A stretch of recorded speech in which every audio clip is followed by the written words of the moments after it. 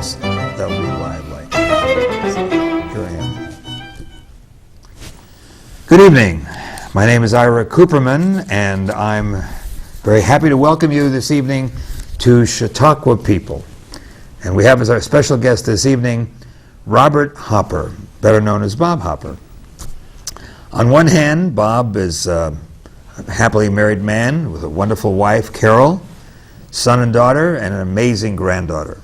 And I know she's amazing because I've seen her. And they're all active in the arts. Bob and his wife are both from the Los Angeles area.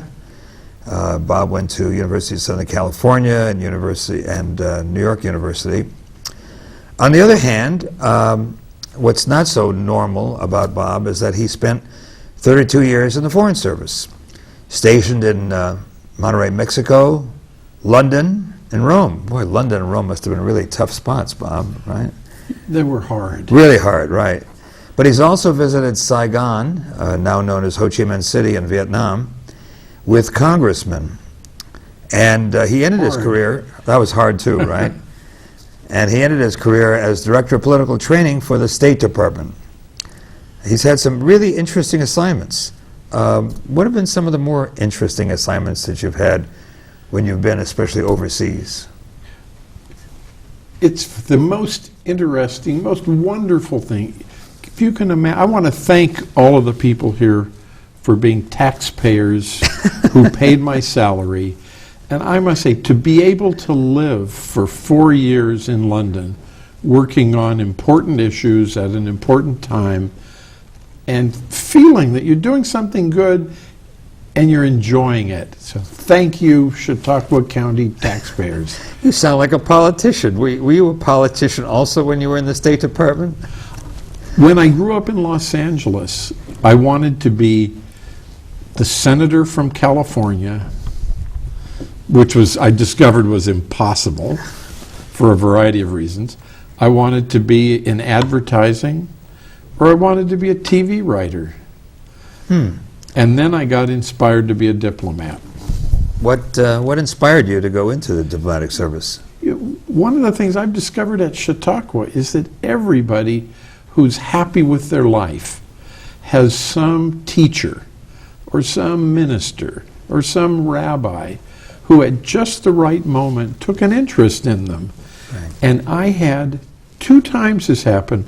When I was in the 4th grade, I was one of those antsy-pantsy gifted students who got bored in class, and a teacher in the 4th grade saw this, and she said, "Robert, why don't you help me? Can you write the lessons on the board? You're as good doing it as I am." This was what, in San Pedro, California? In San Pedro, California. Wow. And so it made me feel like, well, I could do something. So I wrote them there and I said, well, I can do stuff. And then the amazing thing is she happened to be the wife of the man who became my Little League coach. Oh. So as the worst of 15 players, I got to play some because the coach's wife liked me. Huh. But then in high school, I didn't know what I wanted to do. And then I had this wonderful debate and history teacher in like the 11th grade who in class told stories about how after World War II he wanted to be in the Foreign Service and what he would have done. And he was a red-headed Irish kid from Brooklyn with a Brooklyn accent. He'd followed the Dodgers to Los Angeles. Right. But he said, I took the written exam. He was one of those veterans who had been in the class of 49 and was a great student, one of the highest scorers ever on grade point average at USC's International Relations School, aced the written exam for the Foreign Service, went back to Washington, took the oral exam, and said he was just intimidated by all these Yale and Harvard guys, spoke with a Brooklyn accent, and just failed miserably on the oral exam. But rather than being bitter, he looked for kids to help them, and said, "No, but Robert, you don't have a Brooklyn accent. I think you can make it." That's great. And so I took the Foreign Service exam because of Big Stu. That's great. Yeah. You know, we've often talked about the importance of teachers here. We've had many people on this program, I should talk about people who have been teachers, people like Warren Hickman and others. Yep. And there's no question that at certain points in our lives, teachers have made a big difference to us. You're a good teacher. You've had a difference on me. You've gotten me to do teaching at Chautauqua, which has been a great satisfaction. Yeah, we have fun teaching. This week we're teaching a class on worldwide espionage, but you know, teachers often learn more than their students learn because we have to prepare for our classes. I notice that you've been learning more from our teaching. No question, no question about it. But you're also a good student, so it works both ways. You know, it really does. So when you were growing up in San Pedro, which most people don't know is the harbor of Los Angeles, the city of Los Angeles, what are some of the other things that you did that kept you busy? I know you said you played baseball for a little bit. I did. Did that interest you in the Jammers today? That get you involved in the Chautauqua? You know, I hadn't thought of it, but the fact that they're minor league and they're college players and they're good, but they're not, you know, Alex Rodriguez or anything. Right. Does make it approachable, and that you can just go down and talk to them is fun. But in high school, it was a working class town with the foibles of working class kids, and a lot of them making mistakes and getting in trouble. And fortunately, even when I made mistakes, I didn't get in trouble. And I never understood it, but my friends, when we would go out on weekends carousing and things, I kept them from doing incredibly stupid things. Really? We just did stupid things. Not evil things, right? Right. Yeah. But nobody had guns. No one had guns. Yeah. And I was grateful. My friends, some of them would be dead if they'd had guns in their cars. Yeah. Well, it's interesting. You grew up in San Pedro. I grew up in Hollywood, California. But we had a lot of similarities because we love the outdoors, we love the beach, we love the weather. Right. So where do you live now? I live 4 miles west of the White House during the periods when I'm preparing to come to Chautauqua or recovering from being at Chautauqua. It's amazing. I now view, even though I'm only up here 4 months of the year, I view my 4 months at Chautauqua as the core of my year's life. And the other time is just preparing to come back to Chautauqua. Right. Chautauqua has that influence on all of us, doesn't it? Yeah. It really does. Most people tell us these programs that we interview people that the Chautauqua has that kind of an influence. They really look forward to coming back to Chautauqua every year. How did you first get to Chautauqua? How did you first come here, and what year was it that you first came to Chautauqua? 2002. I had just retired. My wife her family was having some physical problems, and she was having to fly out to LA like 4 or 5 times a year. So I was at home by myself, and I went to a Smithsonian National Craft Show, and I saw some lovely artifacts that I wanted to buy, and they were too expensive, and there was an auction. And I'm at the auction table, and I'm starting to bid on a bull, and I see right next to it is a week at Chautauqua with the Smithsonian. Oh, as a prize. As something you could bid on. Right. And I called my wife, said, Carol, you've mentioned Chautauqua before. I can bid on this. Would you like to go? She said, sure. So I bid. I won. We came to Chautauqua. And when we were driving down Janes towards the Athenaeum and saw the kids and the grandparents and the biking and just said, this is heaven. We want to be here. And my wife started looking for a house the second day we were here. The second day you were on the grounds at Chautauqua? Yep. That's amazing. Yep. That's really amazing. Did you think then that you'd get involved in all the things that you are involved in now at Chautauqua? No, because I didn't know what there was to be involved in. Right. But we had gone to the Mohonk Mountain House a couple of times in New Paltz. Yeah, Mohonk, yeah. And they had a funny little archive that had national reconciliation conferences in the 1870s. Rutherford Hayes was doing them. And I thought, if they were doing that in Mohonk, and this place was active at the same time, and Miller and Vincent were men of the world, maybe Chautauqua was doing that.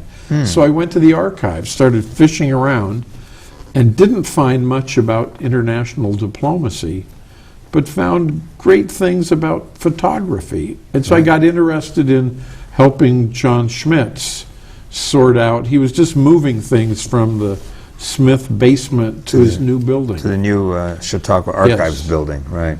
Donated by Hale Oliver. Thank you, Hale. Yes, it's a beautiful building. It really is. And it's amazing all the stuff that goes back, 141 years, right? When Chautauqua Whatever the first math began. is from 1874. That's what Tom Becker says. Yes. That this is the 141st year, he says. And he's so. a numbers man. He is. So you really just took a chance, you got this prize, you came to Chautauqua, and then how long did it take before you actually bought the house that you are now living in? We made an offer on the house that September. Wow. We were here in July, and we saw the Beach Boys here. That was I remember them. yes. As a matter of They're fact, coming again. They're coming again this season. That's right, they are. Yeah, I don't know how many original there are, but they're coming again. 2. So you made an offer on the house in Right. September, and you Yes. bought the house sometime during the year? Yes. And, Wow. and then we lived in it a year, and then we fixed it up. Started and, renovating, yeah. And we're so happy to be here. Your house looks great. I mean, you have 2 gigantic porches, and that's not including the front. But for anybody who knows you knows that the house is at Vincent and Palestine, and it's a wonderful house. Great, and you've done wonderful things with it. And Carol especially, your wife, has done some really great artistic things, not only in your house, but she's also done some artistic things elsewhere on the grounds, hasn't she? She painted people who were in the Hall of Philosophy during the religion talks, when their minds have gone up to the skies and they look up at the top and they see the Greek key painted in white all along the inner side. At the top of the hall. My wife did that by hand. Right. Took her 2 Septembers, and I'm really proud of her. It looks beautiful. Right. And she's got a beautiful garden, and She's a good artist. she really is a good. And she's from Santa Monica, California. Yes, she was a surfer girl in Santa Monica, but not in the. She wasn't. Bless her heart. I mean, she is. She wore beautiful, swimming suits, right? But she did. But she broke her back surfing and had to stop doing it. I tried surfing once and fell down so fast that. But we got together anyway. Right, and you met where, at USC? We met at the University of Southern California in an economics class. Wow. And we both studied international relations. And she thought she was going to get to travel to lots of third world countries when we joined the Foreign Service. Right. And instead I gave her London and Rome. Not a bad trade, right? London and Rome? I would have liked that. That's pretty good. So now you guys are involved in all sorts of things. You're president of the science group, whatever it's called? We've decided that because of the history of Chautauqua and the fact that the CLSC is, after all, the Chautauqua Literary and Scientific Circle, Right. that we should be part of that. And so we're now the CLSC Science Circle. Oh, good. And that seems to be working well, and we're part of the CLSC. Good. And I know you teach special studies because you teach 3 special studies courses Right. with me. Right. And we have fun. The course that we're going to be teaching on immigration during week 3, which is going to be, I think it's called... America, a country made by immigration and war. That's a great Which title. is an odd, like fruit salad. Yeah. No, that'll be a good Yes. course. Anything you want to mention to people about why they should take this course? It's the theme of the week for week 3. I think too many people complain, and they always have. Whoever's the last person off the boat is some jerky newcomer who's stupid and ugly, and Americans have been saying that Right. since the Mayflower arrived. And I think to appreciate the role that immigrants have. One of the speakers here several years ago said there would be no great American songbook without Jewish immigrants. Right. Just utterly true. There'd be no great classical music without the people who got driven out of Europe and came here and added and found things here to add Sure. on to. Sure. So many great Yeah. Italians, so many Yeah. great Poles, Yeah. so many whatever. Yeah. We are a nation of immigrants. There's Right. no question about that. And then you've gotten involved now, besides the archives, with VACI, the visual arts at Chautauqua. Yes. What do you do with VACI? One of the idea I'm most proud of is I noticed that a lot of the intern photographers who come here and are with the Daily are most of the time in their daily lives and at college, they want to be artistic photographers also. Right. And they take beautiful photographs. Not everything can get in the Daily. And the things they do that aren't journalistic, I worked out that they could be members of the VACI Arts Group, and they could exhibit their photographs at the end of the year members exhibit, and then together with you as we sponsor some of the art students, Right. and we've put them together with the photographers to build more community. It's great. They get a lot of experience, I Yeah. know, those photographers, and some of them are really quite good. I think one of the photographers that we had last summer, Amanda, is now working for, I think it's either CNN, ESPN, or NBC, but she's in 30 Rockefeller Center. And Roxy Pop, who is back again on doing some special studies classes Right.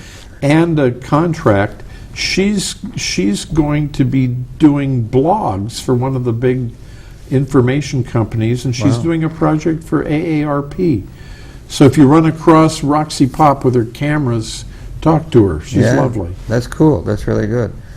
And I know you're involved with the Jackson Center, too. They do a lot of interesting history there at the Jackson Right. Center, don't they? People are what matter. I met Greg Peterson Right. at a baseball game. Started talking to him, Jammers? and the Jammers game, and then discovered the Jackson Center, Right. and just it is a great asset to Chautauqua, the county, the country, and most people don't even know anymore who Justice Jackson was, Right. and to make him come alive and his decisions, and it's more than Nuremberg. It's wonderful, It is. and I love it. Justice Robert Jackson, the whole area should be very proud of this Yes. native son Yes. they have here. There's no question about it. Are you still involved with the archives? Do you still do some work with John Schmitz? Yeah, I go all the time. And one of my projects is trying to find out every year a little bit more about what did Thomas Edison do when he was here, who did he interact with. When he was in New York, he used to do these weird displays, and he had a hall that was almost like a major concert hall, and he would have demonstrations where he'd have a phonograph record play and a musician play behind a curtain, and have people judge which was real and which was Memorex or right. something. And I was trying to find out if he ever did anything like that here, Huh. and it appears he didn't. Chautauqua certainly had some just brilliant people visit us Yes. in the midst of their creativity. I mean, besides Thomas Alva Edison, we've had George Gershwin here writing music. Right. And this season, I know we're going to have I have Wynton Marsalis Wynton being Marsalis. George Gershwin, writing finishing his concerto. and a violin concerto. Yeah. This trumpet player is going to be Right. writing a violin Right. concerto. Right. Amazing things happen in Chautauqua. Right. Really amazing things. So, but you haven't confined your interest just to Chautauqua and to foreign service. I know you've started a business, sort of an antique business, where you're involved in going to, what, estate sales, is that right? I had a plan that I would collect the minor important documents by secondary officials. I ran across a guy who'd been the #2 man at the opening of the Smithsonian, and I got his papers. Okay. And I thought, we have all the stuff from the presidents and the secretaries. Why don't we have Right. more things from working people who'd made the big decisions? Right. And sadly, there's no room in the archives for everything. Right. So I have a lot of good stuff, and I instead got active in a group called the Manuscript Society, and we're trying to help preserve good old documents and get people interested in history through our documents. This is a national society, It's an right? international Or international society, organization. outside yes. of Chautauqua, but Yes. And I know that sometimes you go to sales in where's it, Westfield or Mayville? Or Oh, I help, as part of Chautauqua County has, the Historic Society has an antique paper show every spring, and I'm a dealer in that. Is that what they call ephemera? No, Papers? there's a difference between ephemera and Paper? antiques. It's like the difference between eternal and perpetual. And eternal is provided by some great spirit outside. Perpetual is what you pay for. That's great. That's really great. So how's your antique business going? You're still selling things occasionally, or you're just collecting? As my wife would say, I'm just buying. I know you've sent me a few things. But I have some things in my basement if anybody'd like to buy stuff from me. Well, one of the things I know you do is you provide a wonderful house, a wonderful home away from home for people who visit Chautauqua. Does this come out of your interest in the Unitarian Society, the Universal Unitarians? I know you've been very active in the UUs. My wife invites lots of our fellow congregation members from Virginia to come up here. We've even had it in our service auction. But it's just, it's nice to do that. I enjoy doing porch parties with you when we invite musicians. Let's not tell everybody all our right, secrets here. right. But yes, we've had some fun times Yes, on your porch. yes. We have. And we've had some really famous people on the porch. And hopefully we're looking forward to more porch parties Right, this season. right. So tell me a little bit about your involvement with the UUs, both in Virginia and here. When we arrived up here, we were walking out of the Athenaeum, and we saw a Unitarian Universalist banner hanging from the top floor balcony at the Aldine, right across the way from the Athenaeum. Yeah. And we said, what is that? And we wandered in and went up and went all the way up, knocked on the door. Right. And the UUs here were having their social hour, like everyone else, at Tuesday afternoon. Right. And so we discovered there were these lovely people here. And we, like buying a house quickly, we joined them quickly. And then I became one of the leaders of the fellowship. And one of the things I'm proud of is I helped them to figure out how to buy a house. Yeah, that's an amazing house. Yeah. It's Six Bliss. What a Yes. wonderful name for that house. Bliss, it's Bliss. Six Bliss, and I Yep. promise Jane every time I have a chance I mention the name of Six Bliss. It's really Well, wonderful. the Kirchner family, it had been their home in Chautauqua. Well, that was that's her current name. Right, or but the Levinson, Levin- yeah, my apologies. yes, Jane's The Levinsons. Jane's parents, right? And- Levinson. And when it was time to make some family changes, Right. they saw that we were interested in getting a denomination house, and they were very wonderful to help us do that. It was. And I know that Jane enjoys coming back to the garden a lot. And, That's right. She does. And we enjoy having Chaz in some of our classes Yes, too, so we've had a yes, nice yes. relationship. Well, you've done a lot of work on behalf of the UUs. The Sunday morning services now wouldn't be the same without your lighting. What is that thing? The chalice? Our chalice, yes. Chalice, yeah. I'm yes. not too familiar with these things, even though I Yes. occasionally do go Right, to the services. But they It's part of my science project is figuring out how to light a chalice. how to light a chalice Yeah. and how to keep it lit Yes, when the yes, wind is yes, blowing, yes. that sort of thing, you know. So yeah, no, you're doing a good job. So all the things that you're involved in, all the special studies, soliciting for the annual fund, science projects, the UUs, the house. What are some of the things that you really most kind of turn you on, that you're most interested in, that you'd like to see continue and, you know, develop? I like the idea that Tom and the board and the artistic managers have had of having these inter-arts big projects like Romeo and Juliet and, Right. And this year- and Carmina Burana with Right. Marty. I think having people work together is a wonderful idea, and I intend to keep active in ways to have the different disciplines do interesting things together, and to find old photographs in the archives that help to do it. And some people are going to not like this, but one of my hopeful goals is that we have a wonderful revamped new amp in which we can do another big thing like Romeo and Juliet in a place where everybody can see and hear and be comfortable. Without being squeezed and all that. I understand. And I'm going to work to make that happen. Yeah. Another one of the words that you've used very often with me is collaboration. I know you've talked about trying to get the institution, Chautauqua as an institution, to collaborate more with other institutions, such as the Robert Jackson Center or some other places. Right. How do you think we can do that? How do you think we can encourage more collaboration, both on the grounds at Chautauqua and outside of Chautauqua as well? I think we can follow the model being shown us by Deborah Sunya Moore and just do things all year round.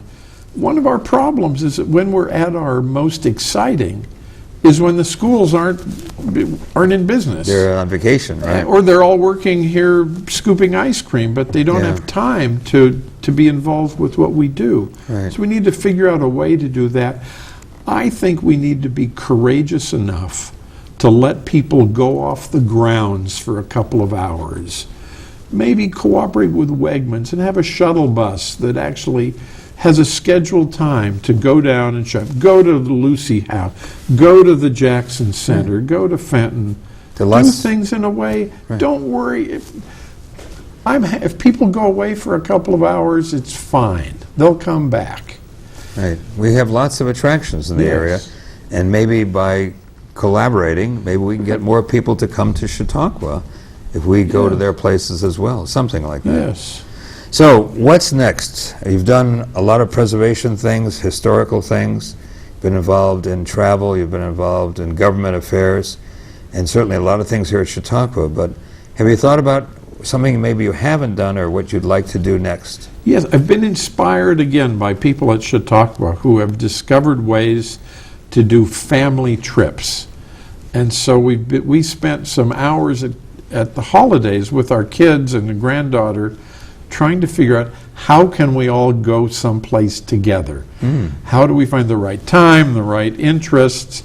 And it's joyous, but it is amazing how hard it is to find one place where everybody wants to go at the same time. Right. But there are people here who know about every river cruise in the world. Sure. And so that's one of my projects, is to create a system where every year our family will go together someplace. Have you agreed on a place for this year? We have. And it sounds kind of simple and basic, but we're going to Bermuda because it's a place we can all get to easily. Sure.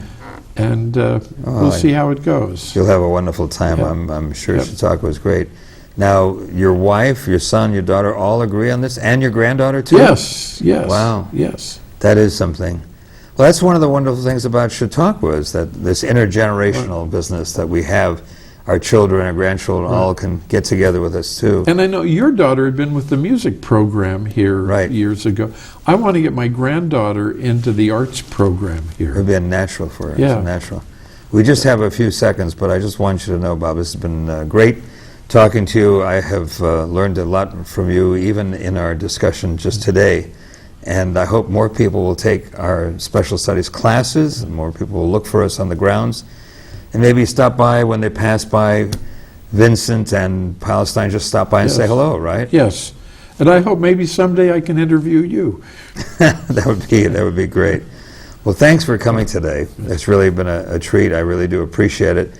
And I hope more people tune in to Chautauqua People. Tell your friends that we are here on the Access Channel, and we really try to encourage more people to realize all the exciting things that are going on the grounds at Chautauqua and in Chautauqua County, because we are people who really believe in collaboration and getting together with lots of people. So thanks again for watching us. Bob, thanks again for this evening, and we'll see you again. And thanks, Chuck and Devin, for making this possible. Right.